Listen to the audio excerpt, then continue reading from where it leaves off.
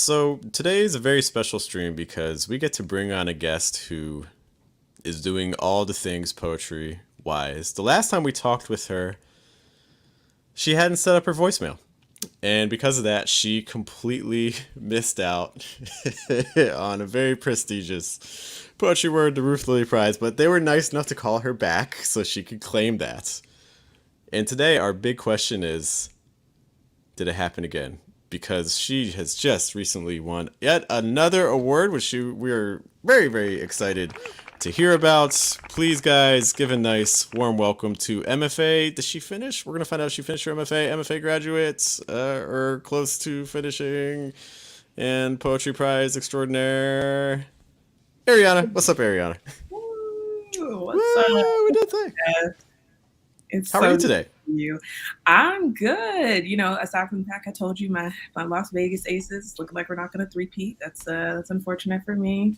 That's my little team, but no, I'm really good. I'm so good. Life is great. I did finish the MFA this. Hey, it's done! Hey, my third master's degree, which is unfathomable, kind of, in a ridiculous way. So now I am taking a break because I'm quite tired. It has been a lot of school in the past few years, and I imagine I'm on the sabbatical of playing video games and taking like 2 naps a day. When you say playing video games, what are we playing? You know, probably nothing that you're playing if you're like a real gamer. I'm just dad mode right now. I'll be honest. I don't have time for you kids go play again. No, what are we playing? I'm probably playing the games that your kids are playing. I was playing like the Hello Kitty game on the iPad for a couple of months.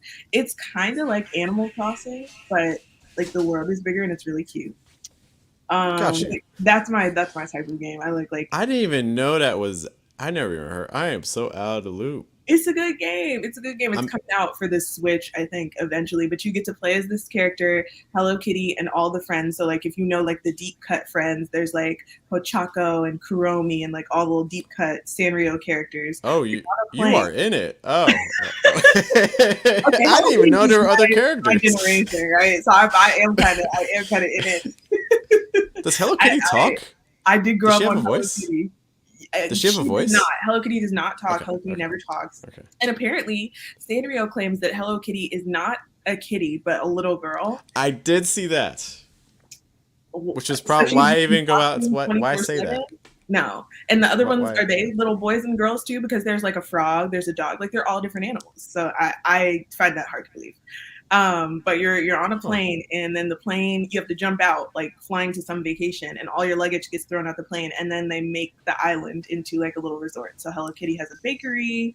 One of the ones has like a little potion shop in the swamp. One of them like does fishing. It's very cute. So that's what I'm playing. Was not even aware. So it's basically this Hello Kitty Animal Crossing. It is Hello Kitty Animal, but it's less about building. And it's Hold on. I'm so. Hello. What's up? Look at me. I made it. Can you hear okay? Yep, I can hear you. Okay. Ladies and gentlemen, this is our co-host. Yeah. This is Matthias Jackson. He's Does he get, which one does he get? Does he get the golf clap or the boo? I like both. White shoes. The boo's delayed. The boo comes in delayed. You get nothing from me. Hi, Matthias. It's good to see you. How you doing? I am good. How are you? I'm good. We were talking about Hello Kitty conspiracy theories about how she's yeah, I heard like the gaslighting that it's not a cat. It is gaslighting. She is a cat. Thanks. Yeah. Like I don't understand what the controversy is, but yeah. There was actually no need to even like. Why would you even say that? There was really no need because there's actually no reason. It added nothing to the lore. Nothing was gained, which is actually pretty deep. I'm going to shift us more on topic because the reason this is even happening in the first place is because Ariana can now afford to take a sabbatical because she keeps winning prizes. Yeah. Oh, so I heard about it. Like, did you already announce it? Did you already say it? We didn't actually name it. So Ariana, what did you win? Yeah, so I won the Academy of American Poets Lenore Marshall Poetry Prize for the most outstanding collection published in the U.S. in all of 2023. Yeah. Well, you gotta clap. You gotta. We've done so many more claps. That's all we're gonna do. We'll just have that running in the background nonstop. That'll be our music. I feel like the last time you were on here, you were winning something. So it was just like, you should just start scheduling to be on the show so that you can like they'll be like, oh, we have to send you some money so that you can be on Diverses once a year. Yeah, sounds like it's a good thing. But I was telling Jeff a little bit earlier, like, whereas last year with the Ruth Lily, I honestly kind of felt that one coming. I had applied 3 times. I felt like our poems had gotten stronger every time. This was like much more of a shock, and it's really kind of a different thing to submit a whole book to a prize versus to submit some of your poems to a prize. That's fair. So yeah. Yeah, I imagine because like there's like not only I feel like it's like the difference between like whether or not like you trust your kid in the store or whether you trust like all 50 of your kids in the store. Exactly. In a store with like everybody's kids, and they're not all the same age either. Like with the Ruth Lily, you're kind of in the similar stage of your career, right? Because there's that age limit. Like once you hit 31, which kind of not really for age limits, but that's the rule, right? At 31, you're kind of not eligible. But with this, anybody of any age can write a book. So you're in there with like big kids and adults, and your kid is just like looking for peanut butter, hopefully, if it's a debut, which mine was. And it was the second debut to win the prize. The first was last year, Amma Kojo's Bluest Snooze. Shout out to Amma. She's an incredible poet. I love her work so much. So, I think the burning question we all want to know is, Ariana, did you set up your voicemail? I did not. I know. The one lesson from last time. So I actually did miss the call this time too. Oh my. I know. Doing the same exact thing that I'm always doing, which is napping. But in my defense, this time I had spent like the whole first half of the day moving, which, everybody's moved. So, it sucks. I was packing up all my stuff in my apartment by myself. I think I'd been watching like the Chicago Bears Hard Knocks. I lay down to take a nap. And I woke up to a missed call, no voicemail because I still don't have a voicemail box. But there was a text saying, "Hey Ariana, this is Ricky. Call me when you get a chance," or something like that. Ricky, I knew, was Ricardo Alberto Maldonado, who is the president of the Academy of American Poets. So I kind of had a feeling and called him back from there. And I think I said, "Oh my God," at least 12 different ways and like a dozen cadences in his ear because I was so shocked and also half awake still. That's so cool. I feel like you're better than me because as soon as I saw the text message and I knew it was from, like I would have immediately like ordered like 6 new pairs of Nikes just because I'm like, well, I don't want to waste time. Amazon takes 24 hours. I want to make sure it's here. It didn't take long to start envisioning a few things that I would have like added to my repertoire. I'm definitely a sneaker person, so but I haven't seen any that I really like any peak drops lately. And also I'm constantly I'm in a not great shoe size because I'm a 10 for women's, which is like an 8.5 for men. It's a super common size because apparently half of the United States is like 5'7". So I'm fighting everyone for the shoes. No, see, that's like. Am I triggered? Like, I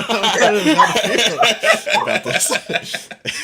Jeff just like spun into his head, like, oh, like. I'm pretty sure I caught a stray, but I don't know. No, we all in this together. But I'm saying, okay. if you're on that Nike app, I'm fighting you. Jeff. Fighting you for the shoes. No, see, like my problem is it's like we have like in Columbus, it's like if you go to Easton, they have all the sneaker sizes up until. Like, I'm like 13, and like right up until you get to 12, everything is like, you can find 12 everywhere. Yeah. But I'm like, hey, do you got these in 13? Like 12.5. I'm like, what do you think I'm going to do with the rest of my foot? Like, do you think? If they cool enough, you better curl them toes. Hey, I mean, you might be right. You might be right. Pain is, But no, that's real. That cutoff is sharp. I'm glad that I'm at the cutoff. I think for women is like 10.5 that you can find in stores. So I'm right there, luckily. Yeah. Nah. But yeah. So no, in responding to the call, of course, I was super excited. Almost always the first person I usually call to tell poetry news is my cousin, Ramika Bingham-Risher. Shout out, Cave Canem Poet. That's your cousin? That is my cousin. That's my cousin for real, for real. She is. Are you for real? Yeah. Yeah. No, like that's your cousin. Like that's not like no like cousin. No, like we saying you saying no. So her mom, because I was trying to explain this at Furious Flower to people. Her mom is my mom's dad's baby sister. Does Ajane know this? Has to. I think so. Has to. I think it's so. Not, no, it is not a secret. I'm not saying it is, but I'm saying that like I've talked to Ajane. Also, by the way, Ajane said she loves you.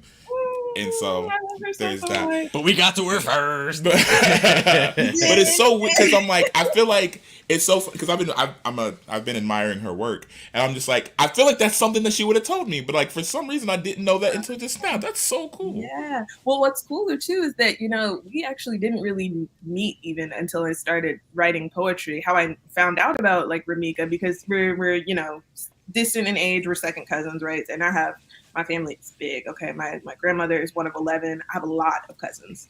But when I graduated Spelman, Ramika's mom and dad, so it's my Aunt Doris and Uncle Rob, came to the house and were like, congratulations, we celebrate you. And they knew that I had written just a few poems at Spelman.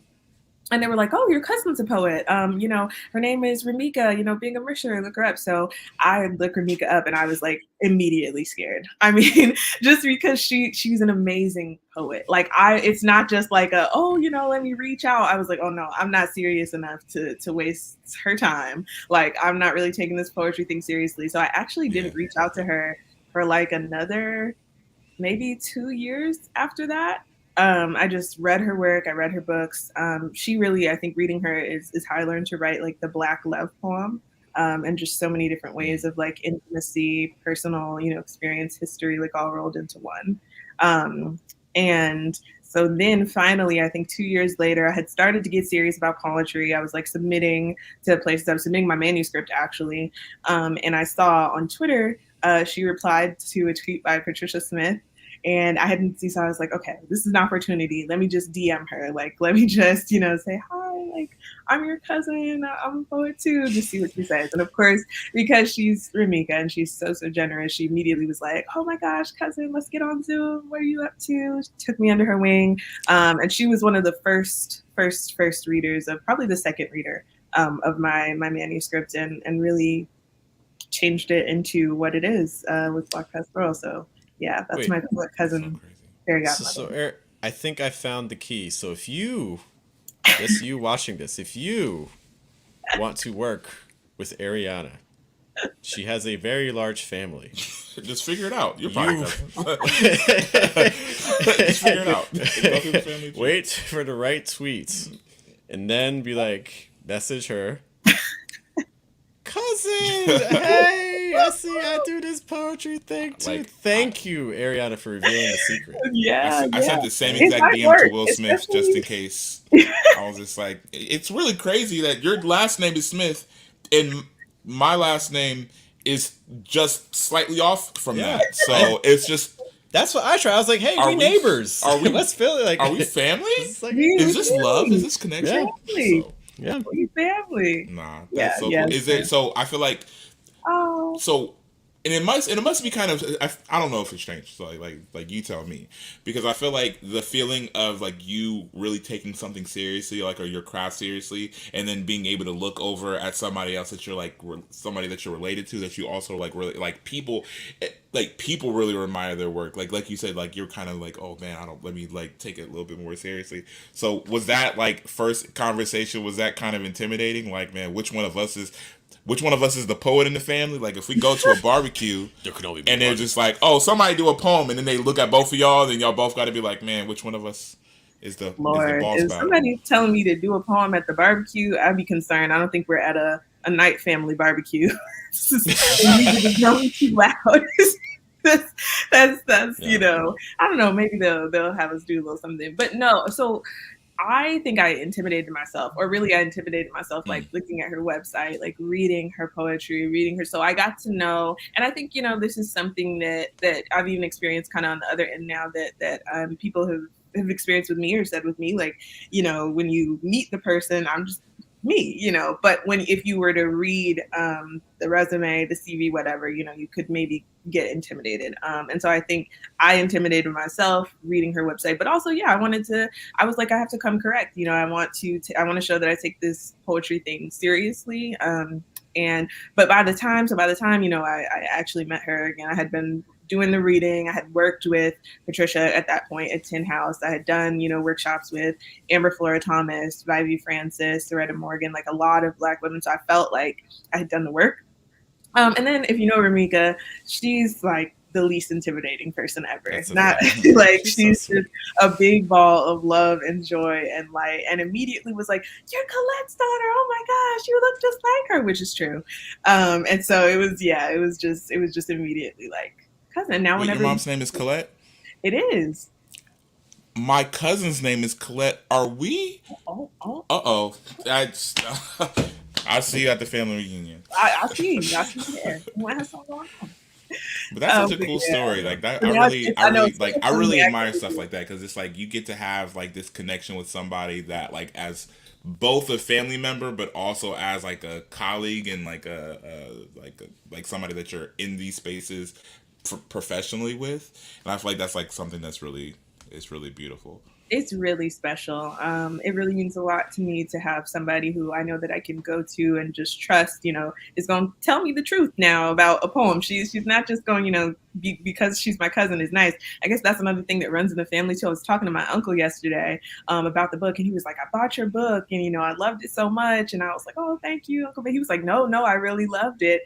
And I was like, "Well, he was like, you think I'm lying?" I was like, "Well, I mean, you're my uncle." And he was like, "Nah, I wouldn't just buy any book." I was like, "Okay, well, I guess that's true." And so, I think that's true of her too. And also just to have somebody whose opinion you can really trust, whose guidance you can really trust, which as a young poet is really important. And also, as much of a good luck charm as y'all are, I think she's the ultimate good luck charm. So like the first time I talked to her, I found out I won the Furious Flower Prize, like literally the next day.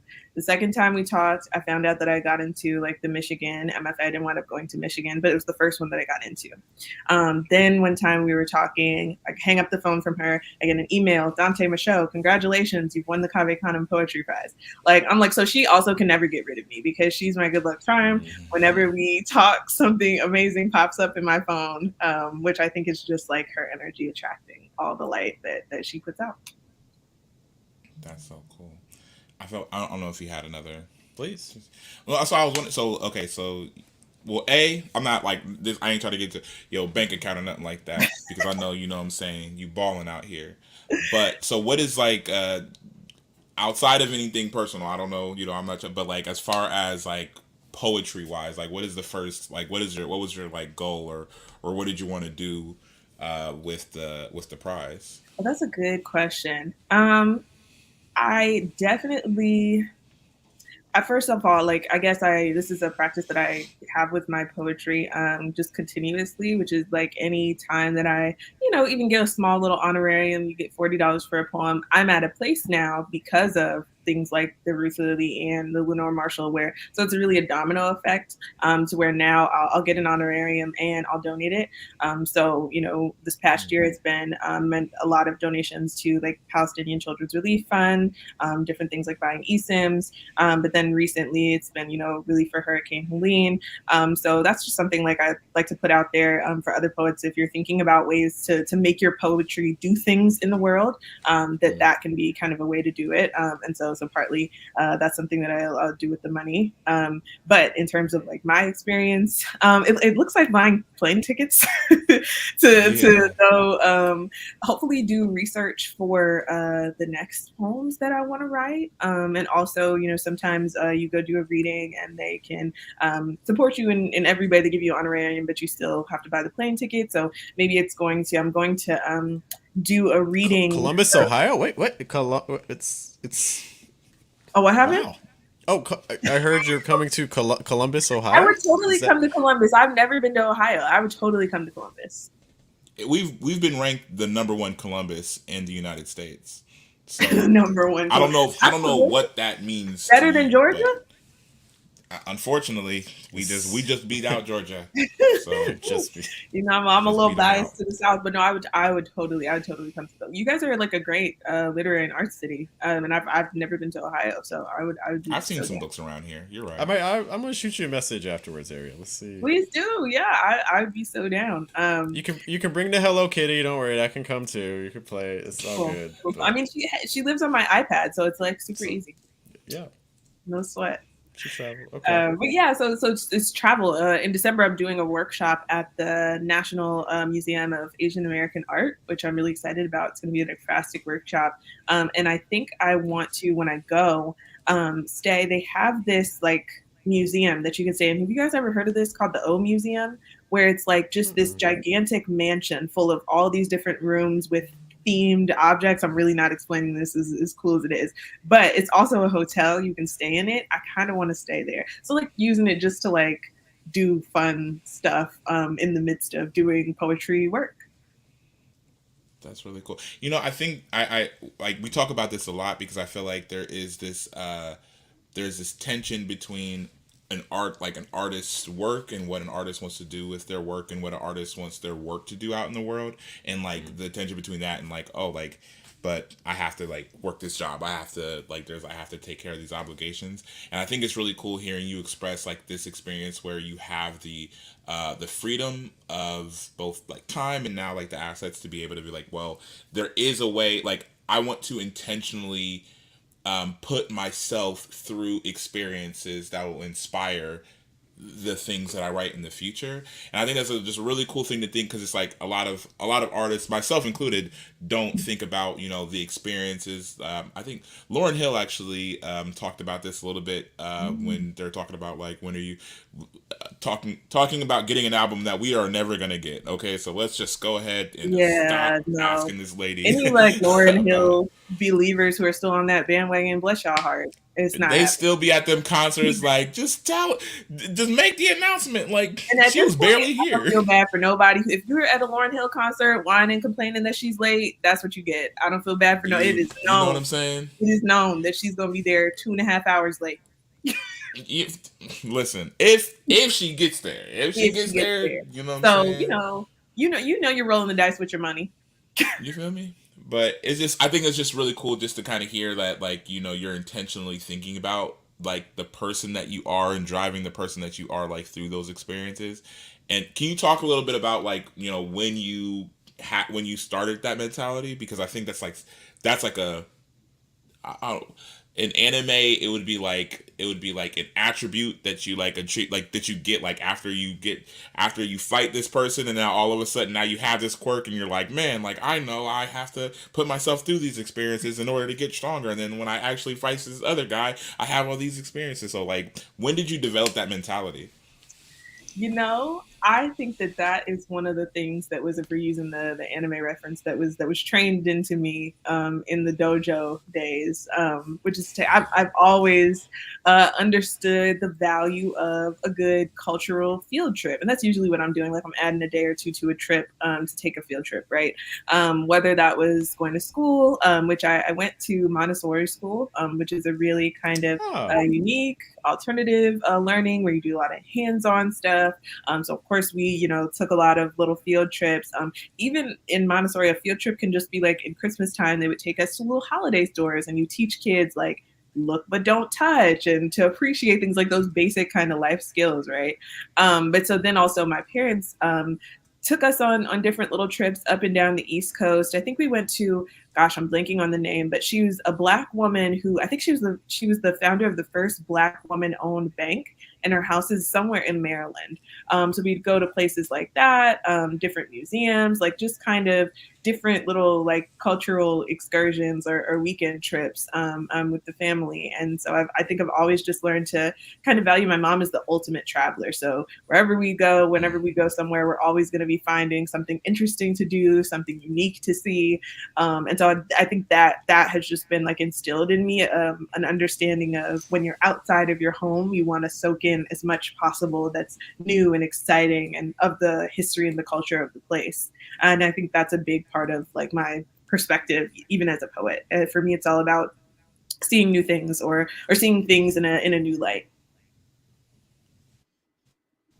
That's really cool. Do you go there with like intentions of like writing throughout the course of that process, or do you go there with like I want to experience and then I'll like decompress it in my writing later on? Yeah, usually I don't write on the trips. I take a lot of pictures. So I can remember things because I'm kind of I'm kind of squirrel minded, and then I'm like, oh, what's that? Oh, over there. Oh, so I'm easily distracted, and so I'm not always synthesizing as much as I am just seeing cool stuff. I'm often like, a line will come to me if I'm looking at a painting or an artifact, and I'll type it really fast in my phone, and then I'll get back home eventually, probably like a month later, because after I've taken my sweet time unpacking my suitcase and all of that, and then I'll look through like my notes and be like, oh, I had some cool ideas, looking through my iPhone pictures, and be like, oh, okay, I took some cool photos, let me see what I can make out of this. But I usually try to be very in the moment. So I'm not even the best at, like, you'll see, I'll go places and have like 0 pictures of the people that I was with or me and the people. Like, I'll just have 1 picture of a boat on a river or a statue or something. I'm not the best. I'm not the best at capturing myself in the moment. But for me, the pictures are to help me remember the experience more than, capturing myself in the frame. So yeah, that's kind of how I move with that. Are you like a writer? Can either of y'all like go to a place, like sit there and write, like if it's a beach or an art museum, and actually sit in the space and write? I think that's, people who can do that are amazing.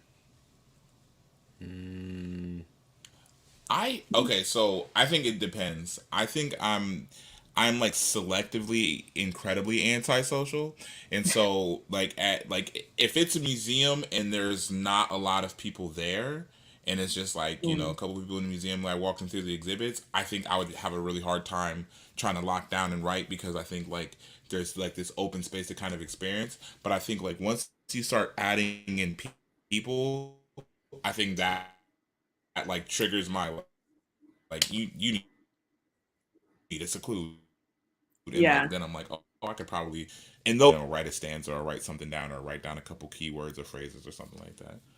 Yeah, that makes sense. It changes the experience. I think I can't write in cafes, write poetry in cafes at all. I don't know how people do that. Like I get so distracted by the hustle and bustle of things. I'm just trying to mimic Love Jones as much as I can. So if there's like a scene in Love Hot Jones, take. I hate Love Jones. I'm so oh anti no, Love Jones. first of all, that's not even a hot take. That's a fact. That's just Love Jones Oh, was a thank very you. poor, It is a fact. very poor representation of Very like poor. what. I'm just And trying to be I'm the sure blues in there's your left people eye out. and the rhythm in your right. Boo. I would have booed him. You know what? I'm so mad because I'm mad that like in my head, if you're watching that movie, you're thinking like, because their reactions, that this is good poems. And You so like are. you're like, man, these guys are good because the people are reacting so good. It's And that gaslighting. is like man, what did they call it? Clapter. Like when people are clapping, but they're only clapping because they agree with you, but not because they're actually like astonished with what you did. And like that be tripping people up, because I'm like, if you watch stuff like that and you're like, this is good work, this is good poems, and like in real life you're like, yeah, that wasn't great, guys. That was not great. Laughter. That's hilarious. Yeah, no, I can't stand that movie. I'm also anti Love and Basketball. I feel that. You're anti-love and basketball? Like Why? separately or the movie? Like What? love like, concepts or okay. No, like real life Love and Basketball. That's so cute and adorable. Like, look at, we got Angel Wilson and Bam, and she was they're on the low, but everybody knows. But Asia was actually talking about this, like, but I think Taylor Rooks, of how that movie is horrible. It's not like the message of it. The cast is amazing, right? Alfre Witter's the mom. They casting their mothers in Spain now. Like, the cast of it is amazing. At the end of the day, if I'm like, you know, out here really trying to show you that I love you, and you're talking about I'm talking about play me for your heart, right? And you dunk on me, I'm going home immediately. You don't want me. You don't want me. You don't want this. You don't ever want to speak to me again. It's done. Yeah. Okay. So I think I agree with how bad the message is. I think I'm pro movie in that I think that the value of some movies is how bad their messaging is. Like, I'm like, the value that I take away from Love and Basketball is that why in the world, like, for all we knew, Gabrielle Union was a perfectly good partner and mate and just a swell person, and at the very least somebody that he proposed to.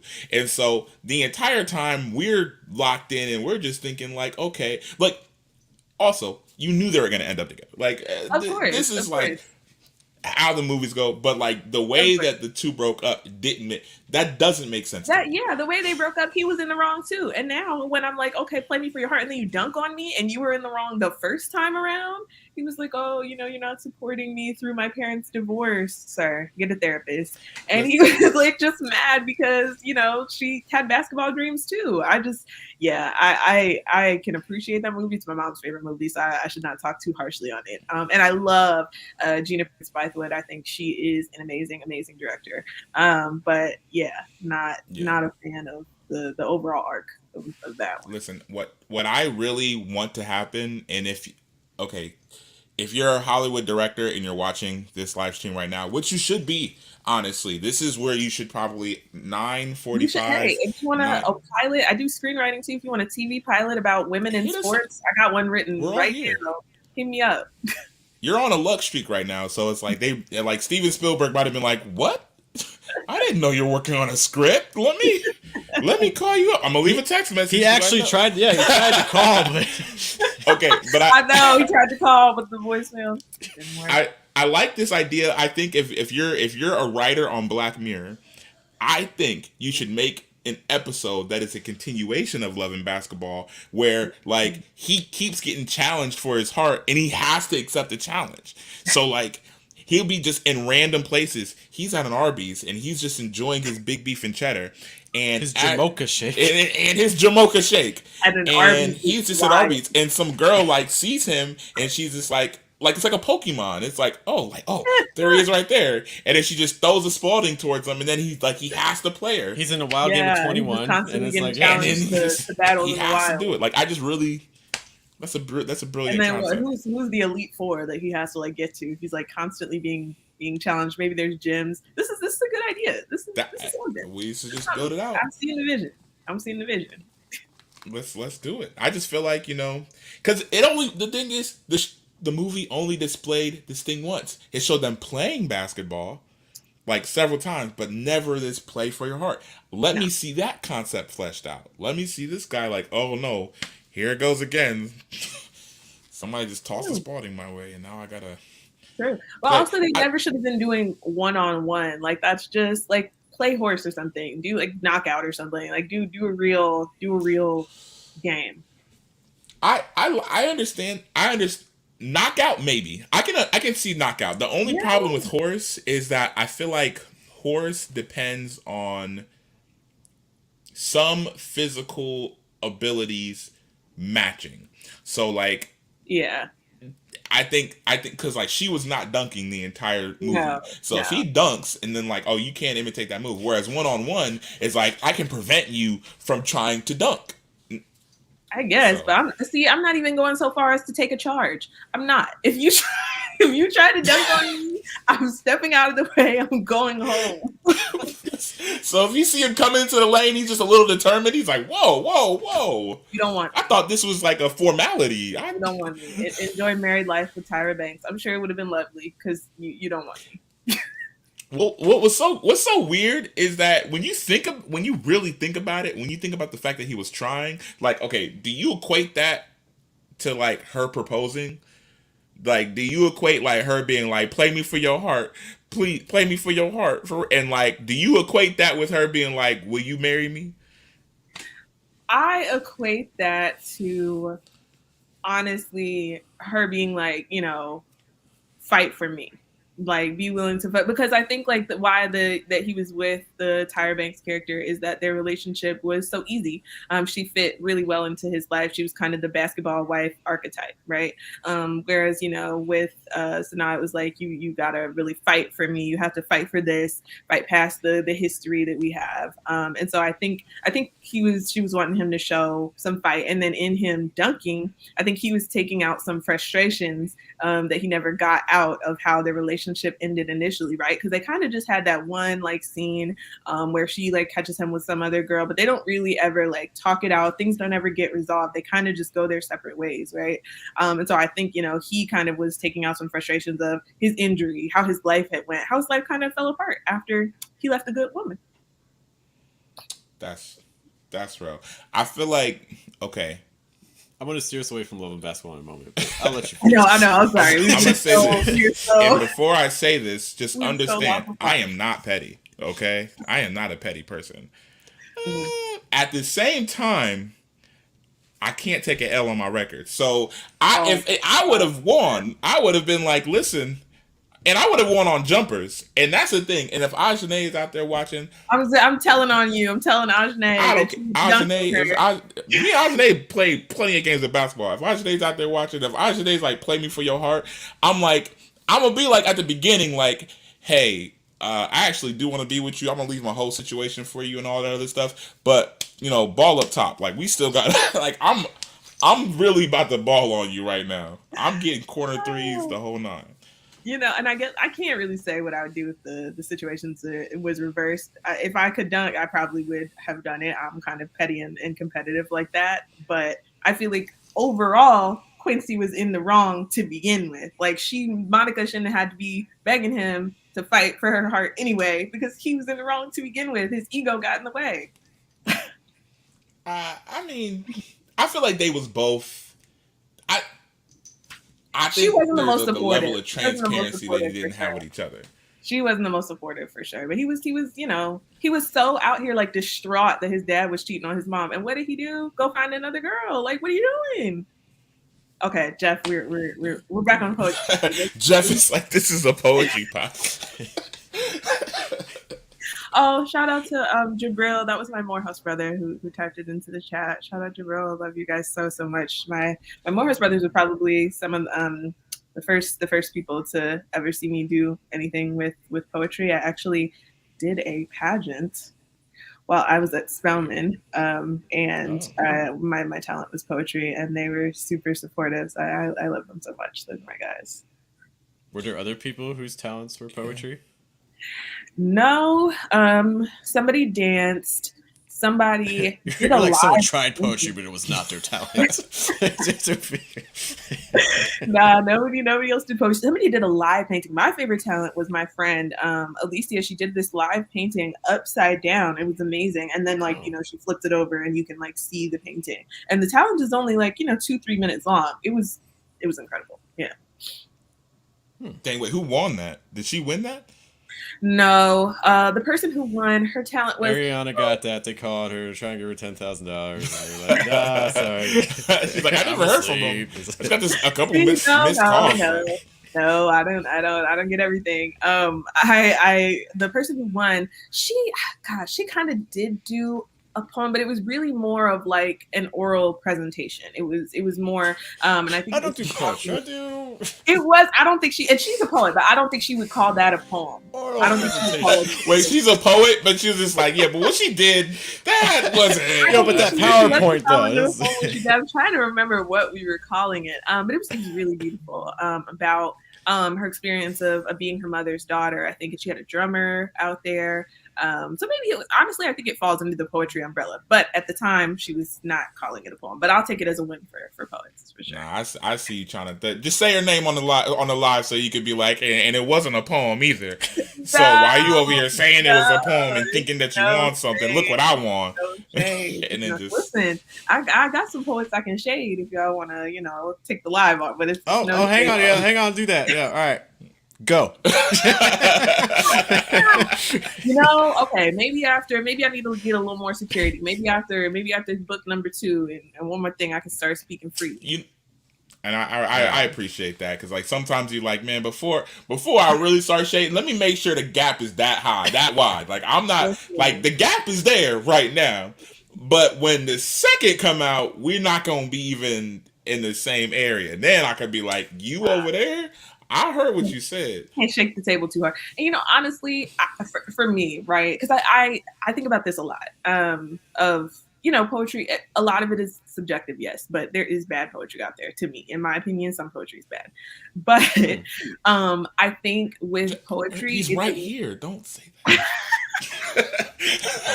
No, Jeff read that beautiful poem at Cave Canem about being a dad and made everyone cry. Jeff, you're an amazing poet. Oh my God!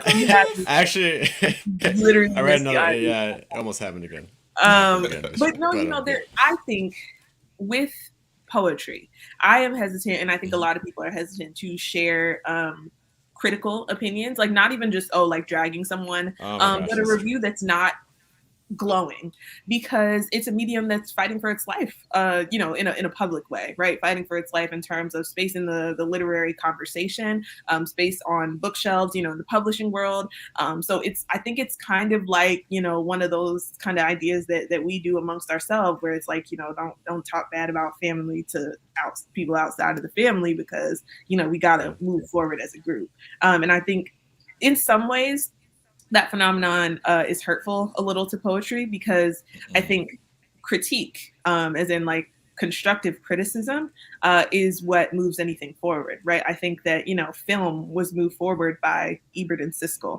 I think that poetry in any art form can be moved forward by useful critique. However, I understand the impulse to be protective of this medium that is very important, but also, very small, relatively speaking, in terms of the literary and art landscape. So I get both sides of it.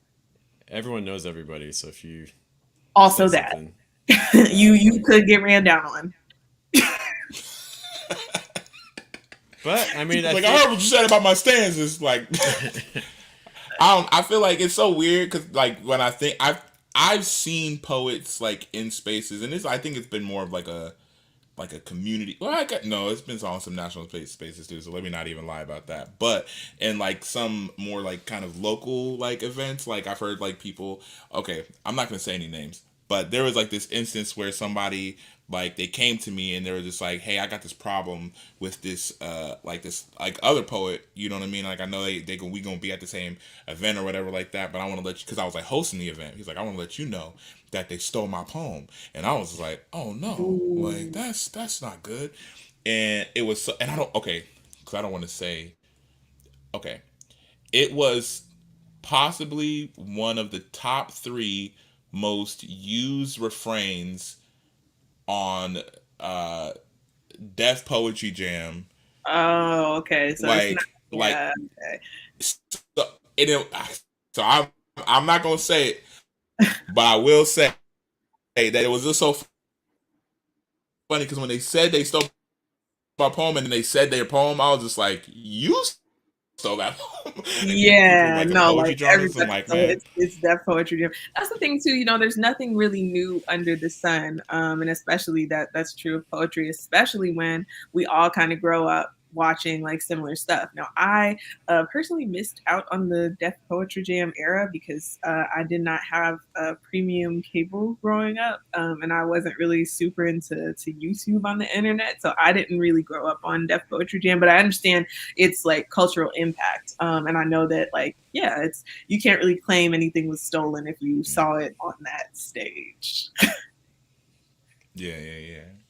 Just to say, I feel like I prevented a fight by like that healthy criticism. I was like, hey, like, if you take a look at this, like this guy, literally Saul Williams is saying this on a screen before you were like Yeah. even out of like elementary. So yeah, And you maybe probably that's are not what correct you could about use this. more of, like a few like loving reality checks, right? Like, And, I yeah, appreciate, I have the readers that I send poems to, it's very important to have like really honest readers. And my forever first poetry teacher in this game is the Sharon Strange, founder of the Dark Room Collective. She really doesn't get enough credit for being who she is for Black poetry. But I remember I would be in her office and she would bleed on my paper with that red pen. And I would just be like, dang, like not one of these lines was good. You telling me I'm not saying nothing here?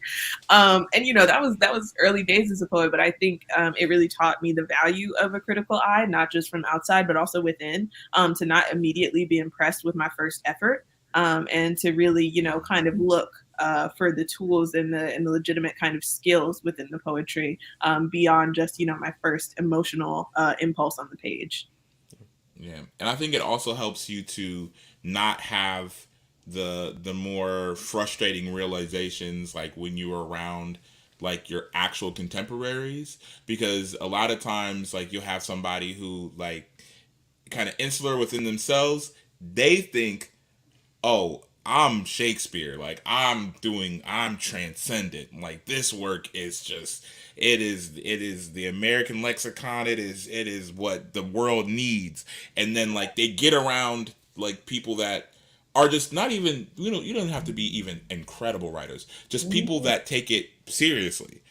And they're like, "Oh, actually I'm not so." But it's also really good because it's like those moments right there, like when you're actually, I think my first time being at Nats, I was around like people that I felt like were writing really incredibly, but also they were performing in these ways I'm like I never thought of poems being Mm-hmm. performed in.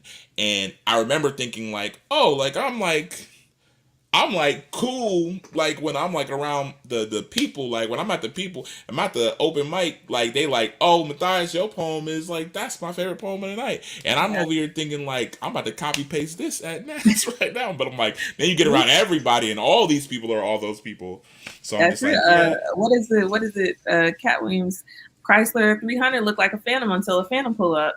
until And Phantom pull when up, you yeah, pull up to the Phantom parking lot, it starts looking real different.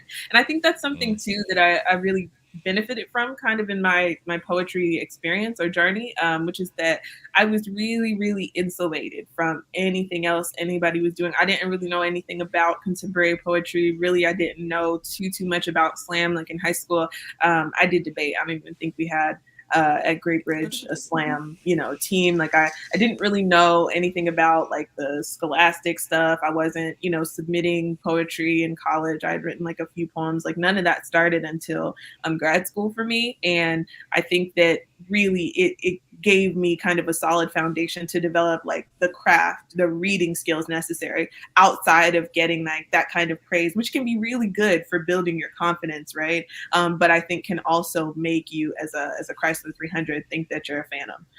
And so, I think it's double sided. I think of like, okay, this summer, right? When the Celtics fans are gonna hate me, but I don't really care. They won their championship. But I think about like Jason Tatum did this they? summer at the Olympics, The right? second best player on the team. Oh, They were trying to get into their. I mean, but and so I think about like the beginning of his career, right? Like I remember when he was drafted, and every year the narrative was, "Wow, he's only 18 and he already made the Eastern Conference Finals, right? The ceiling is the roof, right? He's gonna go and be great." But I think unfortunately that kind of praise actually hindered him because he already thought, well, I'm 18, I've made the Eastern Conference Finals, I'm already there. And if you watch his game, I don't think it's developed a whole lot. And I won't say that that's like, negative. I think his game was always excellent. But even if you look at like a Giannis from his rookie season, he's added a jumper. He's added a 3-point shot. He's become he's better. added a second to his free throw. He's added. All right. I do hate I do hate that. They need to call that more on him. I'm fair to Giannis. But I love and respect like my favorite players go into their bag and continue to add layers to their game. It's why I love, like, I'm such a obviously LeBron fan, but it's why I love he's become an excellent 3-point shooter because he's getting older, and you might not have the gas every time to go to the hoop and put your head down. And so now he's literally become like a 40% 3-point shooter, right? And so I do think sometimes that getting that praise a little bit too early can make you get satisfied and make you think I've already arrived. And I think it's just you always, even in, I worry about that sometimes with my own work. Of course, it's a debut collection, and they're saying, oh, it's the best of 2023. Like that's what the awards. Oh no, say. it's your Illmatic. Oh no. So you just don't want to get complacent. And I think fortunately, I kind of started working on ideas of my next projects before any of this news happened, before really I even got any reaction to Black Pastoral. So I think if you just maintain a growth mindset, that will really help you kind of fight off of that, complacency. And it's not that you shouldn't be proud of yourself and what you have accomplished at a certain point. Those things can be really amazing. But you want to set your own bar, basically.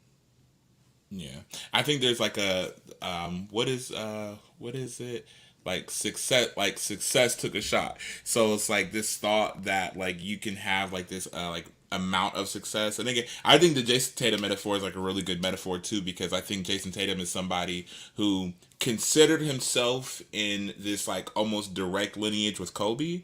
And I'm like, a lot of players don't even understand what it would even be to be Kobe Bryant. Exactly. Like if you even understood what it'd be to be Kobe Bryant, you probably wouldn't even talk about being in the lineage of Kobe Bryant. Exactly. Like when Kobe Bryant played with Michael Jordan as contemporaries, Michael Jordan was the one that was just like, yeah, like this kid looks at me playing and challenges me and goes one up with me and it does all that. Like that is the guy.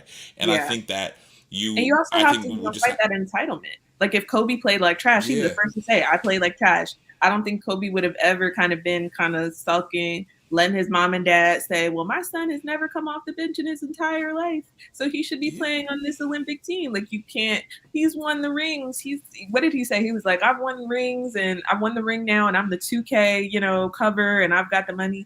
None of that has to do with your individual performance on this basketball court on this Olympics, and so I think you can't let the accolades become your level. You can't, blend those two. And so, just fighting that entitlement. That was advice I think that I got from Eduardo C. Corral, actually, who just came to WashU's MFA, just fighting entitlement. And that's really true. Yeah, because I don't know. One thing I'm plotting on this year, over the next 365 days, is like writing more poems, writing more short films, and the demise of the Celtics starting five. Yes. So yes. Whatever I can do. Yes. The Knicks are coming for them. That's my little Eastern Conference team. Go Knicks. No, what? Go Knicks. The Knicks? I know. I'm so sorry that our interview we're doing great. I feel like this was a great interview so far. And then wow. I can't even believe. Wait, someone wants to apologize? Listen, I'm not anti-76ers at all. I'm cool. I love that. I'll let you finish. Keep going. I would not be mad at all if the Sixers took the title, anyone but the Celtics. However, I do love the Knicks. I do love Jalen Brunson. And I've been a Tibbs fan since he was the coach of the D Rose Bulls. I'm a Tibbs fan. So do you feel like Cat makes them stronger? I think he's a good replacement if they use him right. I think he's a good replacement for Hartenstein. And I think especially with those like offensive boards and what he can do in the paint. But he's gonna have to get his ass on the block, as Charles Barkley would say. And Embiid is gonna have so much fun with him. Not only that, I think one of the problems is that this past season is the first time that I feel like Cat didn't like bow down. Cat was like, okay, I know, because you took the pressure of being the number one guy off of him. Like now that everybody in the lineup knows that, Edwards, like this is our guy. We like you, Cat, but you had your time and you didn't do anything with it. Edward, like this is our time. And I think that once you took that off of his shoulders, he's really able to be like, well, I don't have as much accountability on my shoulders to win games, because if we lose a game, it's not going to always be on me. And so you actually got him activated, and I feel like he was doing a lot of the stuff that he wasn't doing before, and he was like really pushing. That 72-point game where they lost, that I'll give that to anybody. That was terrible. That's a bad. And that's why I couldn't root for the Timberwolves. They're unserious. I've watched them blow so many leads over these past few years. Like they're unserious. And that's another. I feel like Hanif is in the chat. Yeah, Hanif's gonna be like, yeah, I know some poetry beef now. Right. But it's so funny because I just feel like this season, like he was finally like really serious. But I think that it took that long for his confidence to line up with, I think, his potential, like his body potential, his shot potential, for all that stuff to line up. And I just feel like him getting traded is probably the biggest blow to his confidence. And I'm like, not only is it going to be a biggest blow to his confidence, if you thought the Minnesota crowd was unforgiving, like he talked about them being unforgiving at one point. You thought the Minnesota crowd was unforgiving? You're about to go. East Coast is different, man. Getting heckled by East Coast. You about to go to the Knicks? That's getting heckled by Spike is a wake up call. So we pray for his mentals. Nah, yeah, it's about to be bad. The only worst place he could have went, and I think Knicks is a really storied franchise that has a very bad front office, like for the past few decades, right? But it's just like the only worst place to go, fan wise, in my opinion, is probably like Boston. But like, I'm talking about for a player that is not. Reaction, I think the worst place to land is the Lakers, and I love my team dearly. But if you have one bad game as the Lakers, they will like be ready to ship you out immediately. Like there's no forgiveness. There's no like. I feel like that's why a lot of these like role player guys who came, like the lights are real bright. The lights are real bright, especially adding to the pressure of you're trying to get LeBron that one last shot at a ring. It's tough. Nah, I'm okay. So I'm a little bit scared going into this season, and the reason why I'm scared going into the season is because I don't even like LeBron. Every year, LeBron's like, I want to get a ring, but everybody says that every single year. But LeBron said for years, he's done every single thing that he wants to do in the basketball world except for play with his son. So if he plays with his son this year, it might be up. And I could barely take Kobe's 60-point last game. I was like, all right, man, this was greatness. When LeBron retires, like, I don't know, like, it's gonna be a rough night. It is. Jeff is so. And when Embiid retires the year before because he's because he tripped. Jeff is like, these basketball people. This is a poetry. No, I'm a Sixers fan, but we talked way too much about the Celtics and way too much about the Knicks, but not enough about the Lakers. So, I'm excited for JJ Redick. I'm excited to have a coach that can actually scheme players open, draw up plays, use their skills correctly. All shade. That's who I really want to shade. Darvin Ham, horrible, really? Horrible. Yes, I think he was one of the worst coaches the Lakers have had in a long time, and we've had many bad coaches. I think he is he could get players to run through a wall. But after you run through the wall, you then have to go play basketball. And basketball is a game of X's and O's, and Buddy did not have the X's and O's. We lost so many things off Darvin Ham. I think Darvin Ham's problem is that Darvin Ham is like kind of like a really traditional type of coach. And also it's a problem because like he played with LeBron at one point.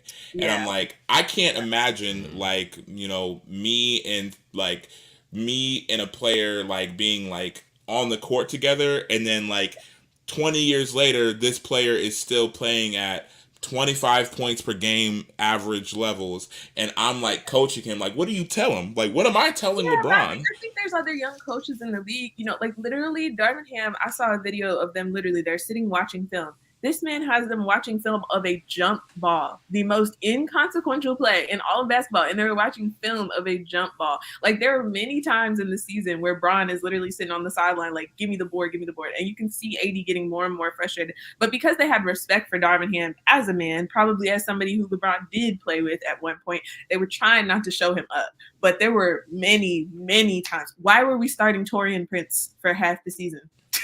No, like I feel like he played favorites, and he didn't have the X's and O's that you right, but here's what I think right now. Bron and JJ Redick are like this.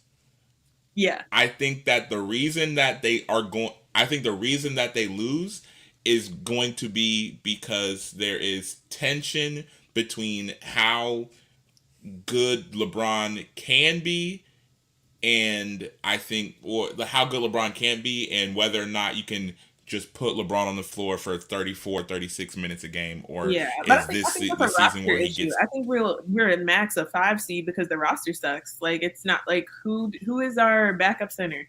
Who like we don't have any defense. We're starting Rui, Reeves, D'Lo. That's a turnstile. That's a turnstile unit. Like it's just the roster is just not there, and it got messed up with that Westbrook trade. The Westbrook trade killed it, and so I'm glad we got that one tip because I feel like we are heading back to the trenches, and I'm just gonna enjoy the beautiful moments of LeBron playing with his son and enjoy. That's all I'm here. That I appreciate watching. I'm can't wait for the Bronny to Bronny lob. Like I can't wait. Bron lobs the Bron. It's gonna be great. Just like God intended. It's gonna be great. Good time. What's the next team that we're supposed to talk about on our poetry podcast? It's all right. Sixers are still a solid roster. Just throwing it out there. Still a solid roster. Denver Nuggets. What do you think they're about to? That's a good question. I don't know. I can see Jokic running out of gas a little bit. I think he's played a lot of basketball these past couple of years. And I still think that he's really, really great. But I think they're a team that goes as he goes. And I just think eventually, the tank could be empty. But I don't know. The dude is also a tank. So, we'll see. But I think they go kind of as Jokic and Jamal Murray go. Yeah.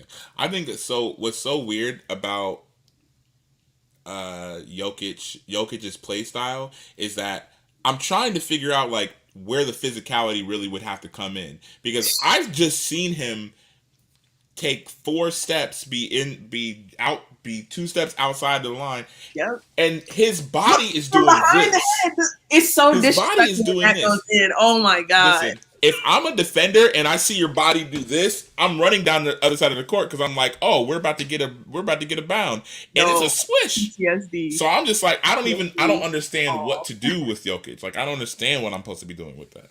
That's my dad. He's right. A fun fact: I get my sports love from my mom and my cooking from my dad. It's very true. We had some gender stereotype swapping in my household, and my mom is the one who watches ESPN literally all day. Like she could, as much as we're having this conversation, she knows more than I do. And my dad is like, I'm getting there with the cooking. I'm better than I was. And that's all you can ask. You know what I mean? I better than yesterday. I will serve you something that is a strong 7 out of 10. That's like a good average. Acceptable. Not bad. There's a lot of places that's like, oh, I would never get a 7 out of 10. That's a dream to me. But and the cool thing is, honestly, I really like back to poetry. I kind of got poetry from both of them in a way. My dad was the one who taught me about meter. I'll never forget this. We were in like the first place that we lived in, so I couldn't have been more than like 7 years old. And I think I was trying to write a little poem. And I like showed it to my dad, and he was like, this is good. But, and I think parenting that relies on that, this is good, but it's strong parenting. Like you got to be honest with your kids. I think I'm very grateful that my parents were honest with me. So he's like, this is good, but it would be better if you made the beats match. And I was like, well, what do you mean? And he was like, well, you see how this has, a certain level of syllables. So, the red cat jumped over the fence. You want to try to match the syllables, and that's basically meter, right? You want to try to match the stresses and the unstresses. And so he explained it to me in a way that a little kid could understand. But I've never forgotten that he, it really like I could feel the key turning in my brain of like, ooh, okay, that's meter. Did you hear that, Dad? Did you hear that? He's literally like in the next room. He's like, yeah, I heard. And then my mom notices everything, like always is taught like the love is in the details. We'll always find like the most perfect little birthday card, the most perfect little wrapping paper for something, and just kind of like sees everything on a very micro level. And I think to the credit of being able to kind of notice things and also really appreciate the small things. She's like, you know, the happiest, most positive person you'll meet. And that like, well, at least mentality, I think really plays into my poetry a lot, because especially in Black Pastoral, a lot of those poems are about very, very small moments, right? Like what the tobacco leaf would say to the hand, you know, the tiniest little bit of love found in a seed scattered by the side of the road, right? And so I think it's bringing in that like, well, at least mentality and like the smallest, the love is in the details mentality to poetry. So yeah, it's really kind of a joint sleigh for my parents. Do you feel like, so like when it comes to like kind of understanding like meter, do you feel like that plays a large role into how you like form your poems? Like when you start forming your poems, or does that kind of come in like on like depending on the work that you're working on?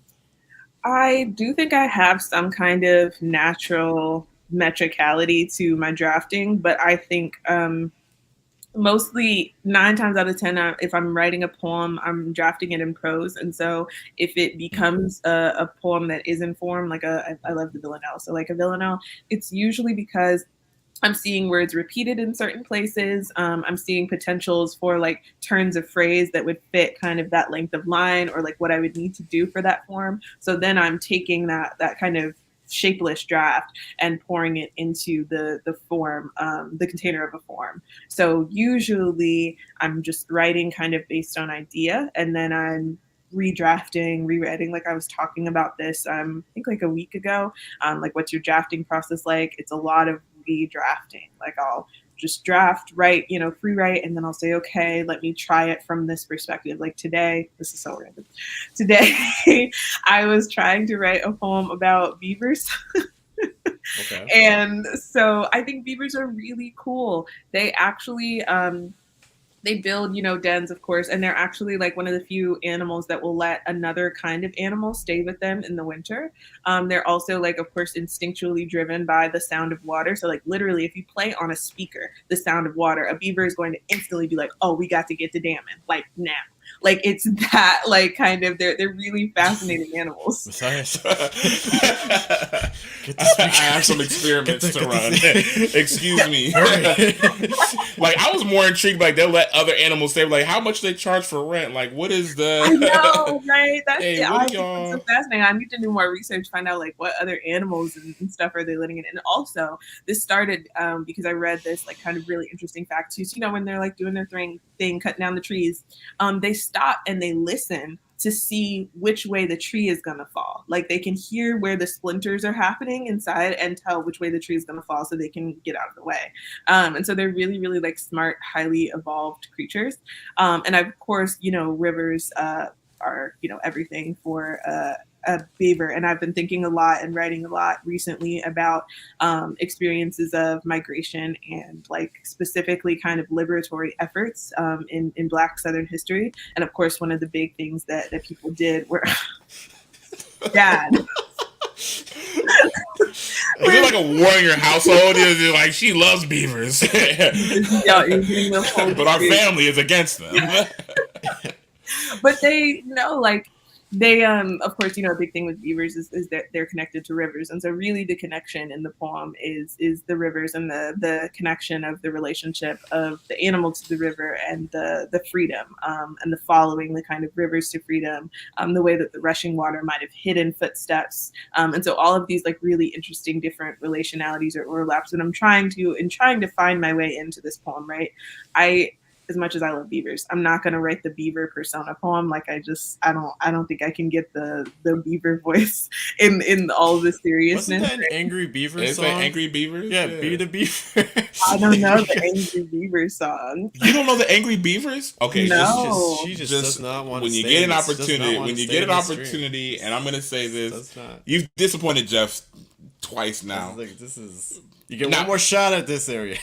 Is that how baseball is played? Yes. Oh. What is this? Yes. Oh my God. No, I've totally seen these little dudes. Look up Angry Beavers on YouTube. I've totally seen these little dudes. I did not know they were beavers. It's a good show. This is Nickelodeon. Okay, now see, I told y'all I did not have cable. All right. So this is the little black spot in my, but I will look up the angry beavers. But they have a song that I believe is literally like Be the Beaver. Yeah, we had like intermittent cable, so like we would like have cable, and then like it would be like we're long enough away from tax time to where we no longer the cable is like it's just a box that we just keep around until like we decide to pay them again, and then we have cable again. So I would be like soaking up as much television as possible before I had to go back to like PBS and Cyber Chase or something. So no, see, PBS, that Cyber Chase was elite. Okay, that was my bread and butter right there. Between the Lions, Cyber Chase, Between the Lions, Dragon Tales, Reading Rainbow. These were the classics. Okay, these were the classics. Just to keep us. Jeff doesn't want to say great. Jeff is the referee. No, but okay. The beaver thing was so we're not going to get a beaver persona poem.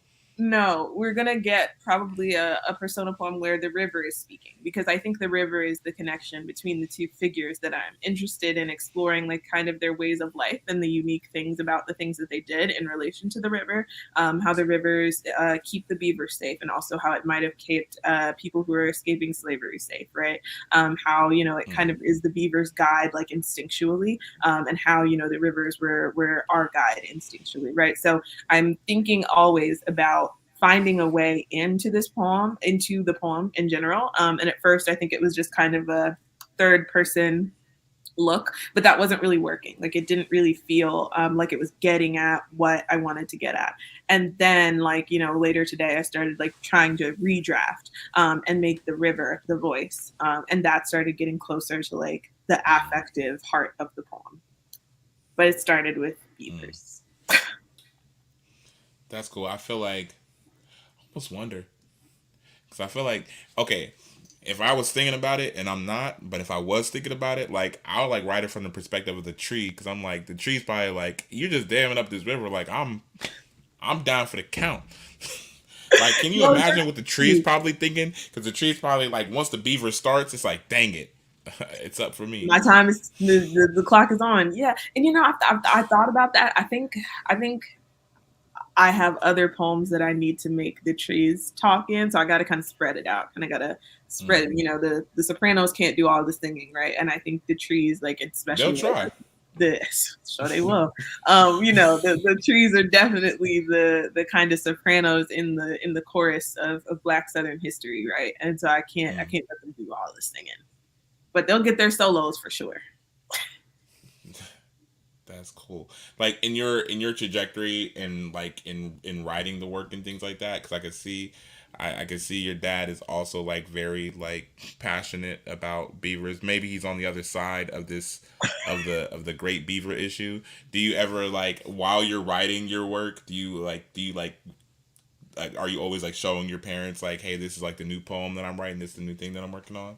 Yeah, I do show a lot of my work to my parents. Not every poem, but often the poems that I'm like, oh, I don't know, like I'm trying a new thing, or this is something that I think relates to you. It was inspired by you, like definitely. Because like sometimes first and foremost, like the value of a reader is just to say like, oh, I really liked this, or like this really moved me. This really did something for me. Like it's important to have, your poet readers who are going to look at the craft, who are going to look at like what you're actually, skill-wise doing on the page. This is not to say that my parents don't know the craft. I think I've like forced them to learn. I've gone on so many like long diatribes to my mom about like line breaks and stanzas and everything else.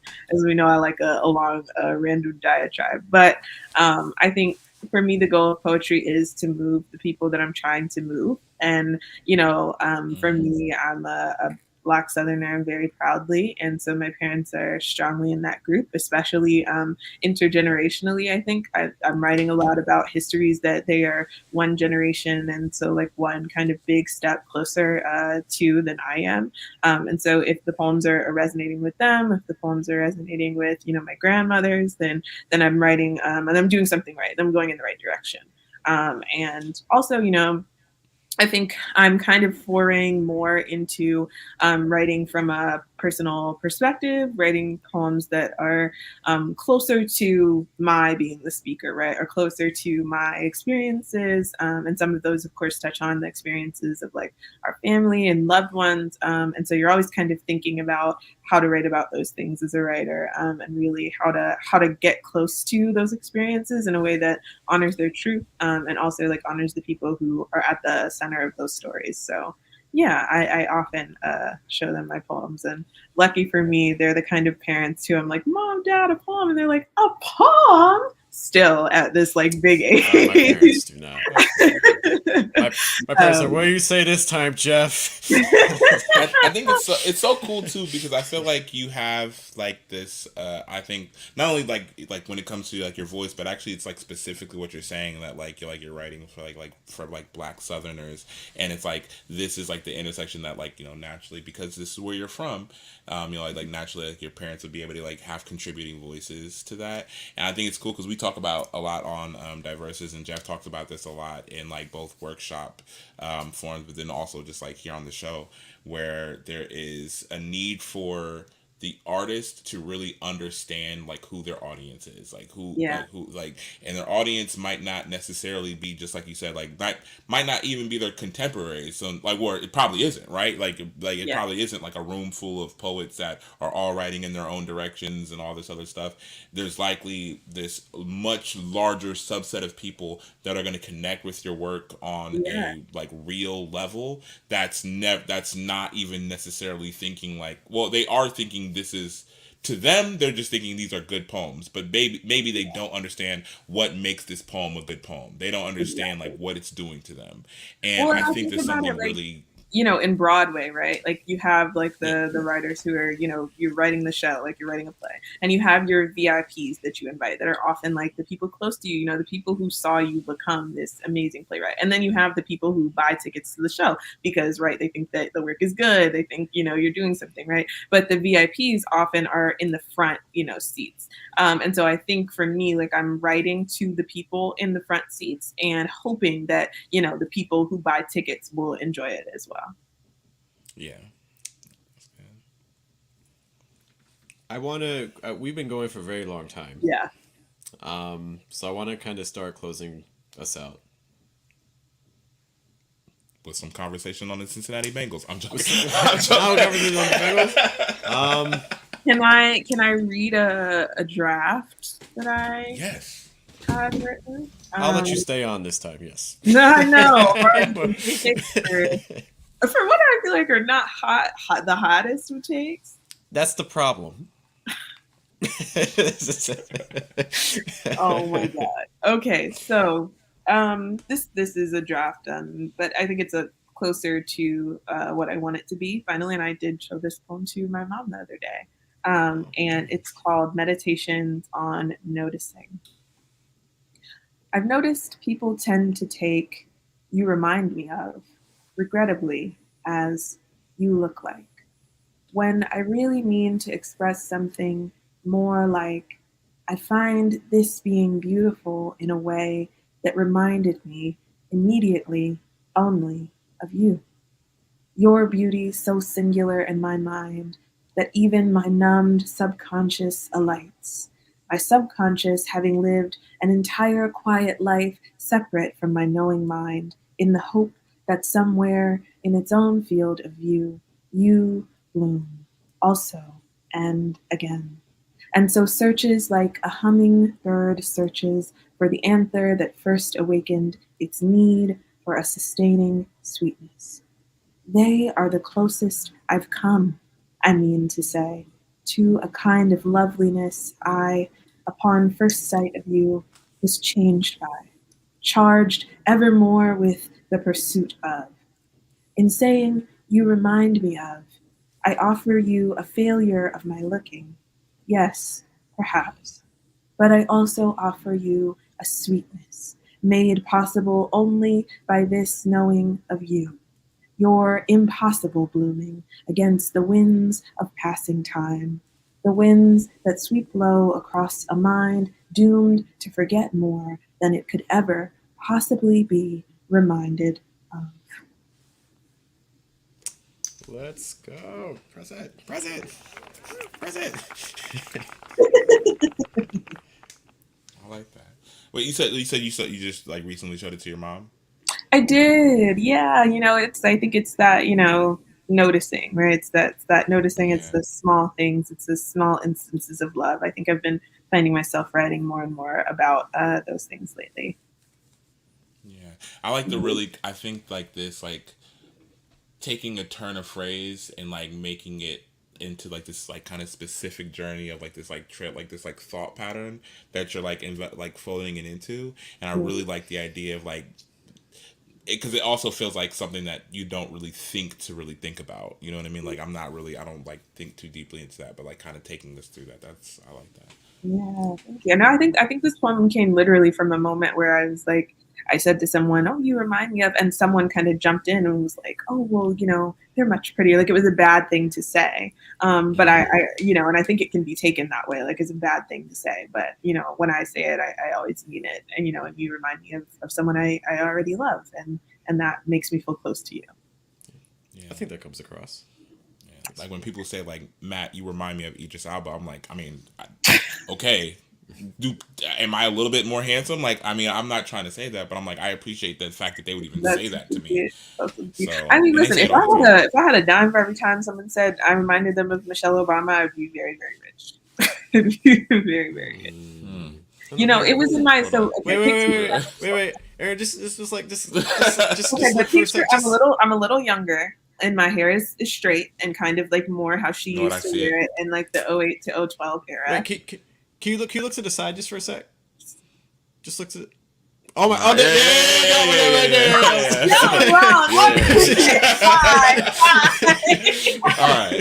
All right. You remind me of. Horrible. No, literally, I was in Marrakesh in the markets, and the man was hollering at me, Michelle Obama, come! I have rugs for you. I was like, this is. Oh no, that might have been racist. Wait a minute. He's black. I was joking. It was a little, Americanist, but I'll take that. Like, look at us. Thank you so much, Matt and Jeff. This is such a pleasure. I am so glad to always get to chop it up with y'all, mostly about sports and a little poetry too. Y'all are really great, and thanks for letting us be first. Yeah. We appreciate it. Of course. Eric, if you're willing to give me like 2 minutes, I have some like hot fire questions for you. Yeah, okay. Hot fire questions, shoot. So you get like 3 seconds to think, okay? I'm ready. Okay. All right. First question, favorite poet right now?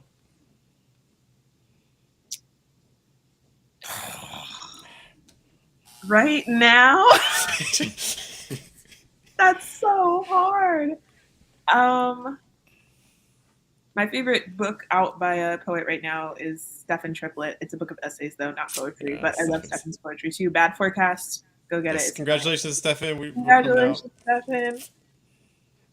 Favorite writing advice? Read everything first. Worst writing mistake? Editing while you write. Don't hit that backspace button. Don't do it. What's a misconception about poetry? That it's easy and that it's only based off of emotion. How long does it take you to write a poem? Sometimes like 2 years from idea to finished product. When are you coming to Columbus? Hopefully like 2025 for real. I'll come. Poetry means seeing what's underneath the surface. That's all I got. Lastly, when are you going to DM Michelle Obama letting her know that y'all are cousins? Honestly, she's gonna email her to be like, cousin, hey. I tried to call you and you said it was Secret Service. I don't answer those calls. Listen, I don't have any folks in Chicago, but so many people are seeing it. So I'm like, maybe we just need to hit up Henry Louis Gates. He does the ancestry, right? Let's just see, the trees got to intersect somewhere. Like they got just let her tweet out your book, and then you're good for life. I would die. Yes. All right, really, thank you guys. Thank you so much. Thank you, Ariana. Just hang out for a minute. I'll put you in back, and then we will close out. And guys, Thanks for hanging with us. Thanks, Ariana, for being with us as well. We will catch you next week. Lots of things happening locally. Thursday, we got free headshots. Thursday, we got our free poetry workshop, 6:30 to 7:45. And then Thursday, we have our open mic. We'll record you, get you a professional quality recording. You can then post on your socials and things like that. And then on Saturday, we have our Saturday Ekphrastic this month. So we're going to be at the Art Museum. So if you're in Columbus, you want to do some Ekphrastic writing exercises with us. First 4 people get free entry to the museum, so be sure to claim your spots because some people already are asking about them. Once more, my name is Jeff. I'm Matthias. Thank you guys for hanging with us. We will see you all later. Take care. Have a good day. Have a good night. Good afternoon. Bye.